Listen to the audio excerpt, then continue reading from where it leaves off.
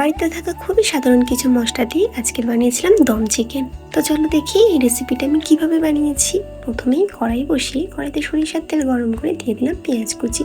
পেঁয়াজ কুচিগুলোকে আমি বেরেস্তা ভেজে তুলে নিয়েছি। এবার এই বেরেস্তা ভাজা তেলেই দিয়ে দিলাম আলুগুলোকে আমি নুন আর হলুদ দিয়ে ভালোভাবে ভেজে নিয়েছি। এখানে আপনারা চাইলে আলু নাও দিতে পারেন।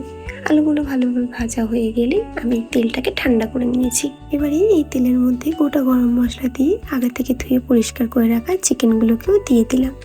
তারপরে দিলাম পরিমাণ মতো নুন, হলুদ গুঁড়ো, লঙ্কার গুঁড়ো, ধনে আর জিরে গুঁড়ো, গরম মশলা গুঁড়ো।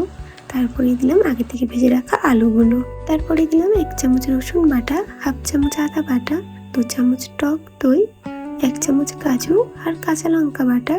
তারপরে দিলাম আগে থেকে ভেজে রাখা বেরেস্তা দিয়ে সব কিছু আমি ভালোভাবে মেখে নেব। তারপরে ঢাকা দিয়ে রান্না করে নেব চিকেনটা সেদ্ধ হওয়া পর্যন্ত। নামানোর সময় উপর থেকে একটু গরম মশলা ছড়িয়ে নামিয়ে নেব।